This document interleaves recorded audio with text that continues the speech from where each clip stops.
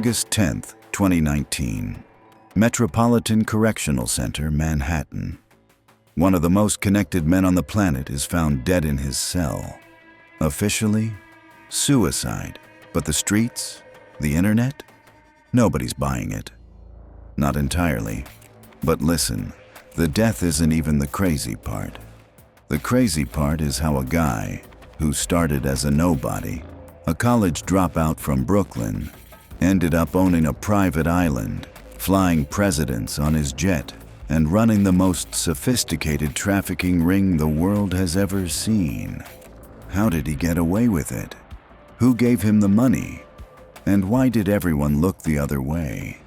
Welcome to Alfenom. Grab a drink, lock the doors. We're going down the rabbit hole of Jeffrey Epstein. Let's get into it.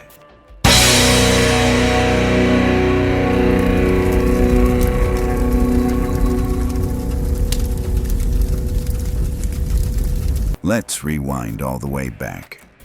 Before the private jets, before the heavy oak doors of the Manhattan mansion, there was just a kid in Coney Island, Jeffrey Edward Epstein, born 1953. Now, if you look at his childhood photos, you see a regular kid. Middle-class Jewish family. His dad worked for the Parks Department. His mom was a homemaker. It was the definition of a blue-collar American upbringing. But people who knew him back then, they sensed something off. He was brilliant, sure, a math prodigy. He taught himself piano just by listening, but he was detached.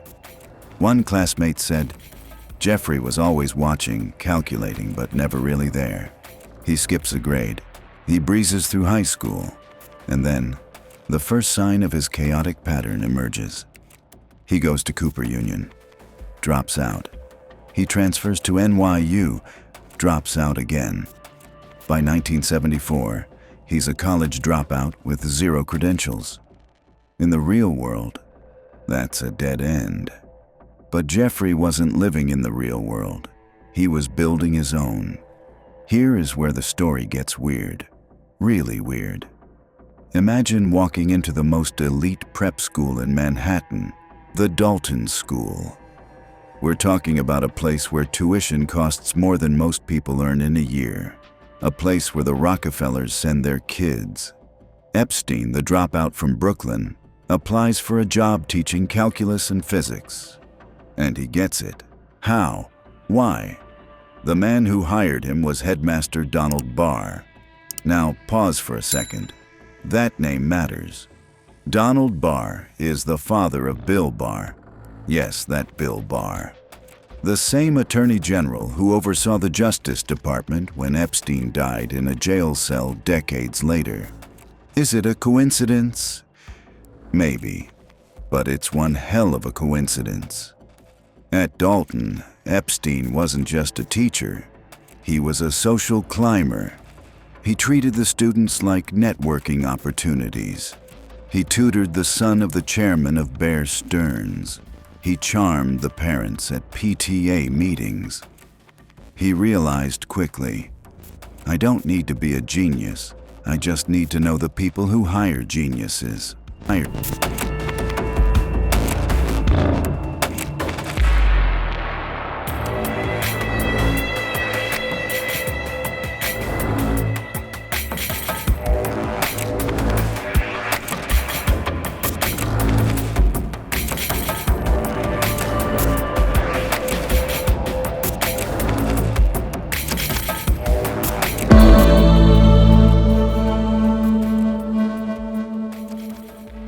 By 1976, the classroom was too small for Jeffrey's ego.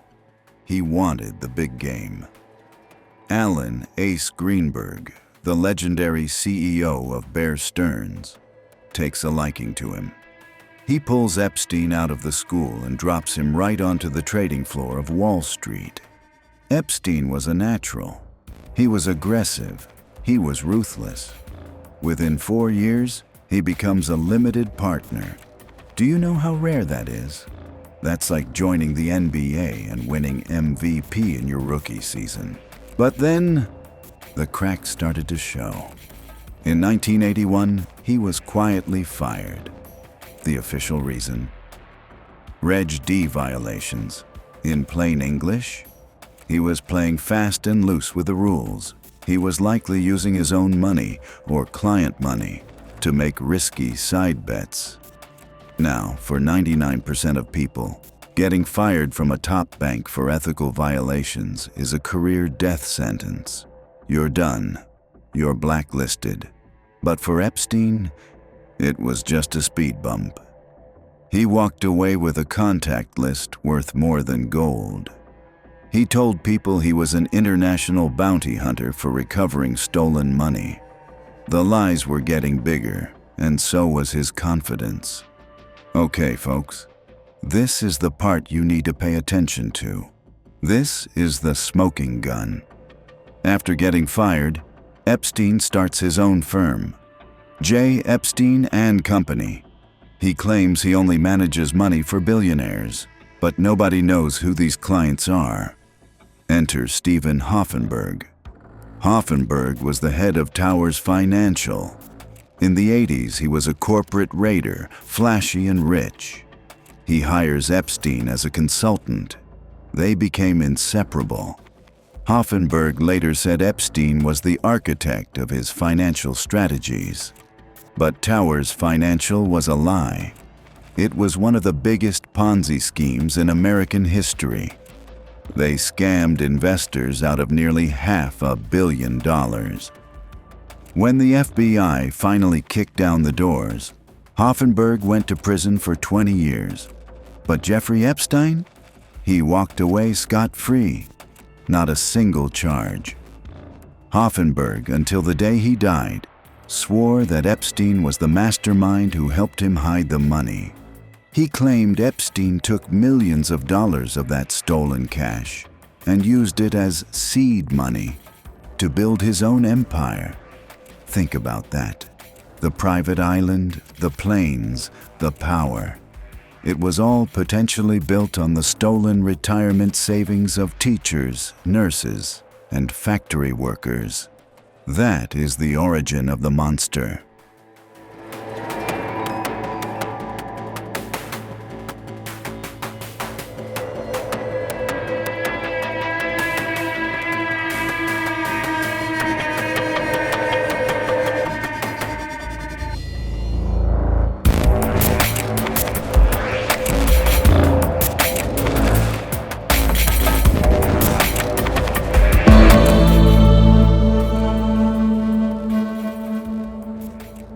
By 1991, Jeffrey had the money. He had the mansion. But he was still missing one thing: access. He was still just a rough guy from Brooklyn in a fancy suit. He needed someone to open the doors to the real elite. The royals, the old money. Enter Ghislaine Maxwell. She was the daughter of Robert Maxwell, a British media tycoon. She was born into wealth, educated at Oxford, and knew everyone who mattered in London. When her father died mysteriously falling off his yacht, she fled to New York. She met Jeffrey, and it was a match made in, well, hell. This is crucial to understand. Ghislaine wasn't just a girlfriend. She was the chief of staff. She smoothed out his rough edges. She taught him which fork to use at dinner. She introduced him to Prince Andrew. She legitimized him. Without Ghislaine, Jeffrey Epstein is just a creepy rich guy. With Ghislaine, he became a philanthropist and a man of science. She was the mask he wore to fool the world. With Ghislaine by his side, the operation began. And make no mistake, it was an operation. Industrial scale. They set up a system that experts now call a pyramid scheme of abuse. It happened right in Palm Beach, Florida. Here is how it worked. They wouldn't go out kidnapping people. No, it was much more insidious.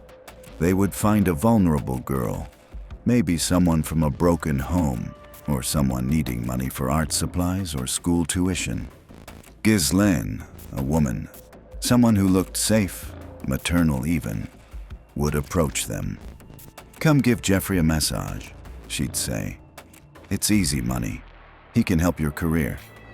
Once that girl was in the web, the trap snapped shut. But here is the twisted part.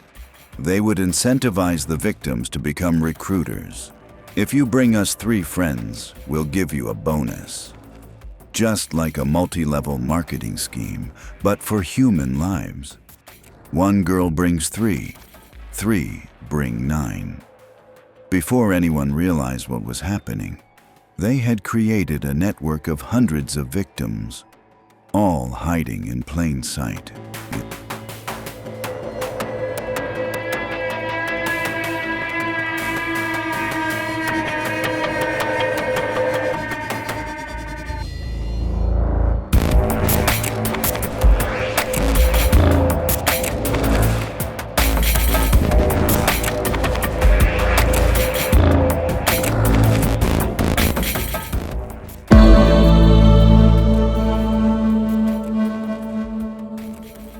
To move between his properties, New York, Palm Beach, New Mexico, and the island.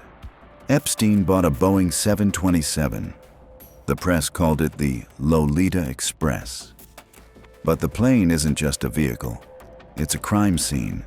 And more importantly, it came with a logbook. Flight logs. These logs are public record now.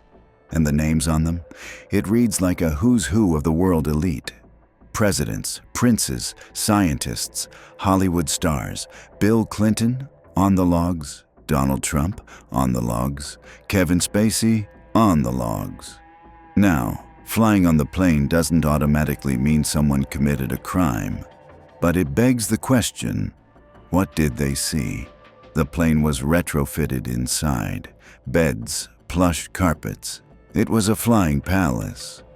Are we supposed to believe that these powerful men flew around the world with Epstein and saw nothing? And then there's the little black book, a contact book found by the staff. It had over 1,000 names. It wasn't just a phone book. It was a map of Epstein's influence. If you were in that book, Epstein owned a piece of your attention.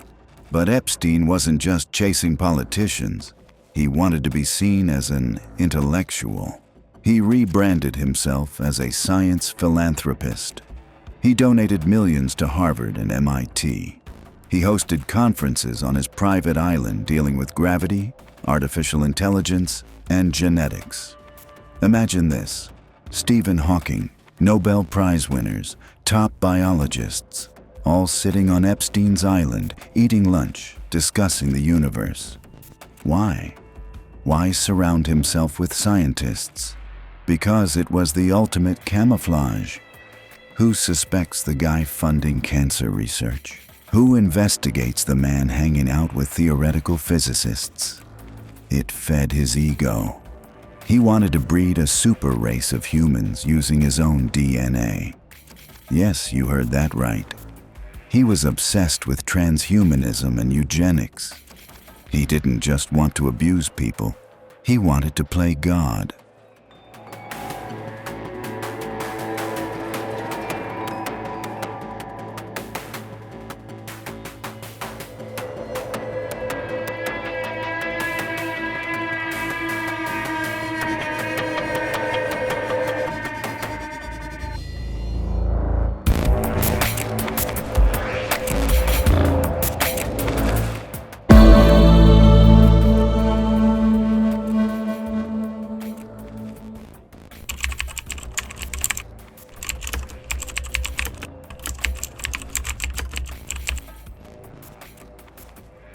It's 2005, Palm Beach, Florida. A place where money talks and secrets remain buried under manicured lawns. But one parent decided enough was enough.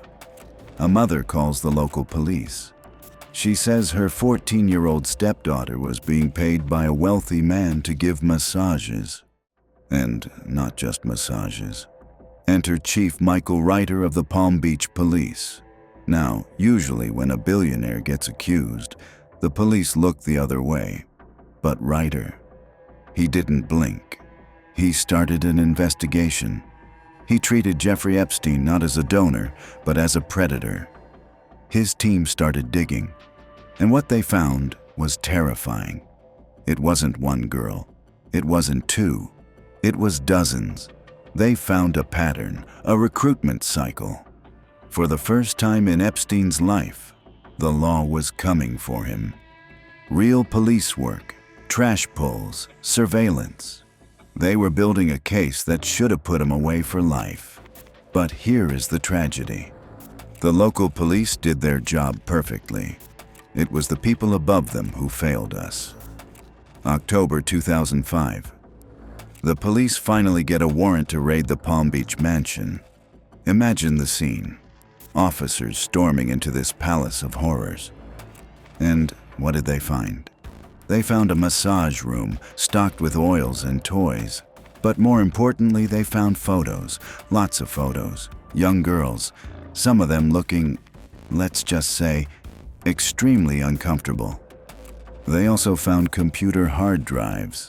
The evidence was overwhelming. The state attorney was ready to charge him with multiple counts of soliciting a minor and prostitution. We are talking about potential life sentences here, minimum 20 to 30 years. Epstein was cornered. His high-priced lawyers, including Alan Dershowitz and Ken Starr, yes, the guy who investigated Bill Clinton, swarmed in. But even with the best lawyers money could buy, the evidence was too strong. Epstein was going down, or so we thought.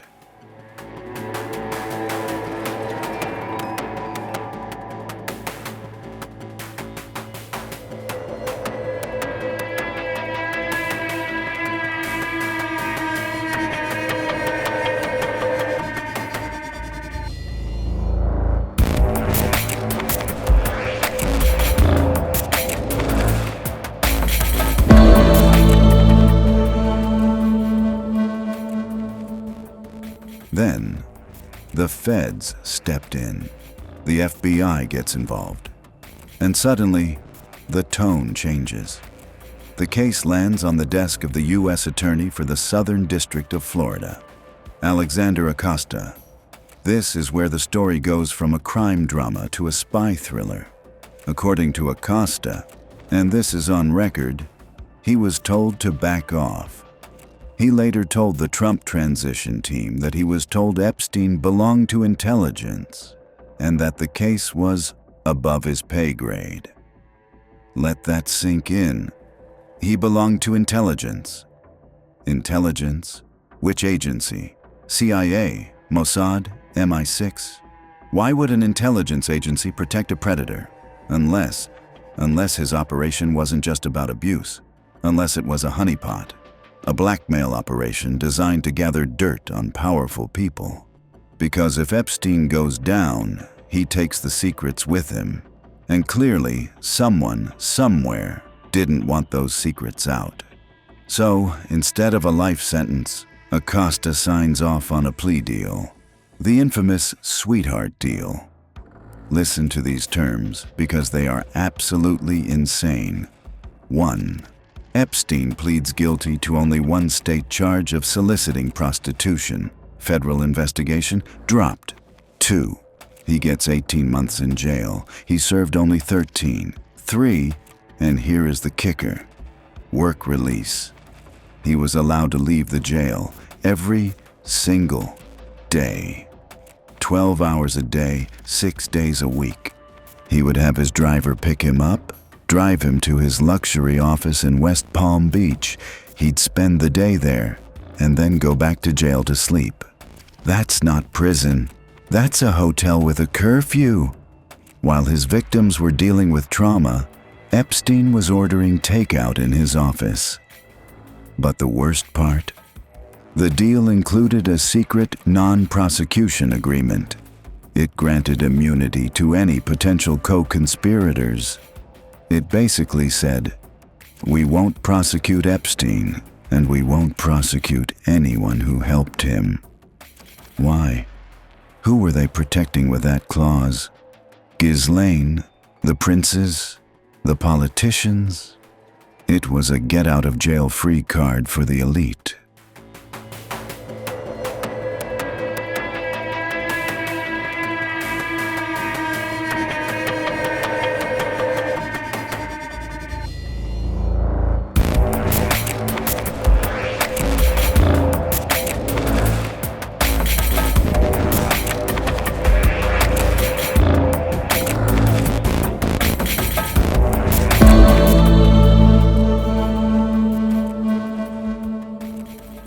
In 2009, Epstein finishes his sentence.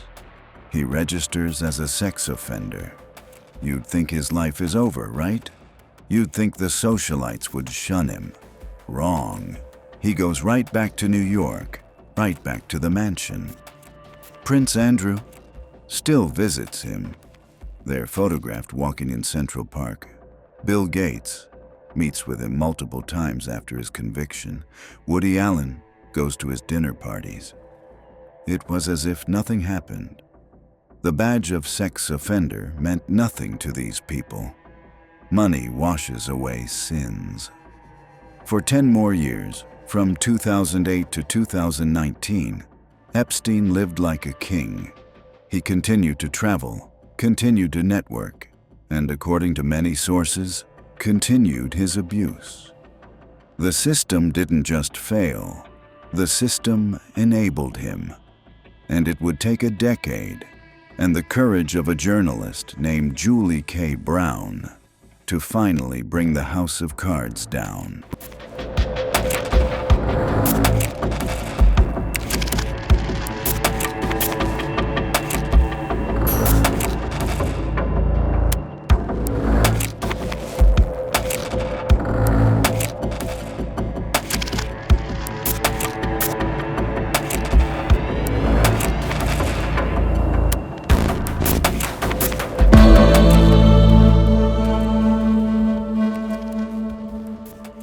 For nearly a decade, Epstein thought he had won. He was free. He was wealthy. He was untouchable. But he forgot one thing. You can silence victims with money, but you can't silence the truth forever. In late 2018, the Miami Herald published a series called Perversion of Justice. Reporter Julie K. Brown tracked down the victims, the girls who were ignored by the police, the girls who were silenced by the NDA agreements. She gave them a voice. And this time, the world listened. The outcry was deafening. The sweet deal that Acosta gave him, it was ripped apart in the court of public opinion. Acosta was forced to resign as Trump's labor secretary. The FBI in New York, not Florida, opened a new case, and this time, they weren't playing games. On July 6, 2019, Epstein's private jet lands at Teterboro Airport in New Jersey. He's coming back from Paris. He thinks it's just another trip. But when the doors open, it's not his limo driver waiting. It's federal agents. He is arrested. Finally. And this time, when he asked for bail, the judge looked at his private island, his Austrian passport with a fake name, his diamonds, and said, "No, you are staying in a cage." He was taken to the Metropolitan Correctional Center, MCC, in Manhattan. This is supposed to be one of the most secure jails in America. El Chapo was held there. Terrorists are held there. It's a fortress. But strange things started happening almost immediately. In July, he was found injured in his cell. He claimed his cellmate, an ex-cop accused of quadruple murder named Nicholas Tartaglione, tried to kill him. The prison put him on suicide watch, 24/7 monitoring, lights on, constant eyes. But then, just days before he died, he was taken off suicide watch. Why? And even weirder, his cellmate was transferred out. Epstein was left alone in a cell designed for two. This was a violation of protocol. Now let's go to the night of August 9th. The two guards on duty, they were overworked. One wasn't even a real guard. He was a fill-in. They were supposed to check on him every 30 minutes. Every 30 minutes. But the logs show they didn't for hours. Instead, they were allegedly sleeping and shopping online for furniture and motorcycles. And the cameras? The two cameras pointing right at his cell block malfunctioned, both of them, at the exact same time. The footage is gone. The guards were asleep. The roommate was gone. And at 6:30 a.m. on August 10th, Jeffrey Epstein is found dead, hanging from his bunk with a bedsheet.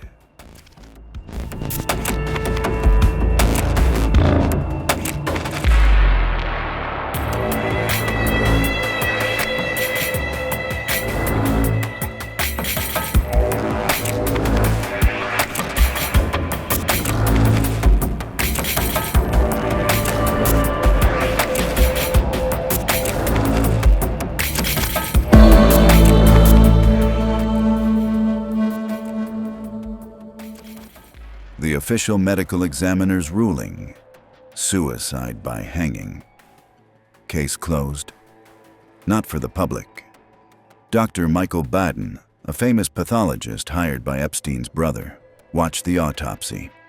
He said the bones broken in Epstein's neck, specifically the hyoid bone, are extremely rare in suicides. They are much more common in strangulation. Epstein didn't kill himself. It became a meme. It was printed on beer cans, shouted at football games. It became a symbol of distrust. Because think about it. This man had dirt on the most powerful people on earth. Presidents, princes, CEOs. If he had testified, careers would have ended. Governments might have shaken. And suddenly, when he is most vulnerable, the cameras break, the guards sleep. It's almost convenient. Too convenient. Whether he took his own life because he couldn't face justice, or whether he was silenced, the result is the same. The secrets died with him. The victims were robbed of their day in court. They never got to see him face a jury. But the story didn't end in that cell. While Epstein was gone, his partner in crime was still out there. Ghislaine Maxwell vanished. People thought she was in Paris, Israel, or hiding on a submarine. But the FBI found her in a luxury house in the woods of New Hampshire, wrapping her phone in tin foil to avoid tracking. She was arrested, and unlike Jeffrey, she faced a jury.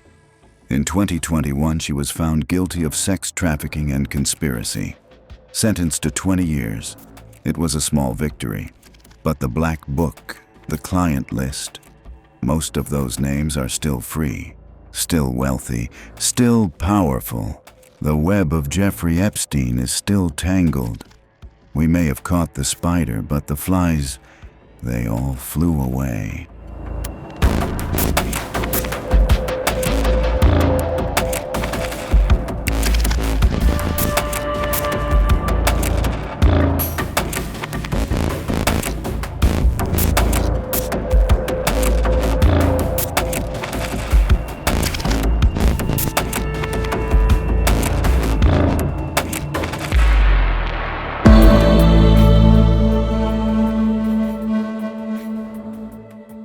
So, what do you think really happened that night in the cell? Was it negligence, or was it a hit? And will we ever see the full client list revealed? This case proves that in the shadows of extreme wealth, a different set of rules applies. But it also proves that investigative journalism and public pressure can make a difference. If you want to support independent storytelling that digs deep into the truth, please subscribe to Alfenom. Turn on notifications so you don't miss our next deep dive. We have linked the resources for survivors below. And remember, the truth is always stranger than fiction. Thanks for watching.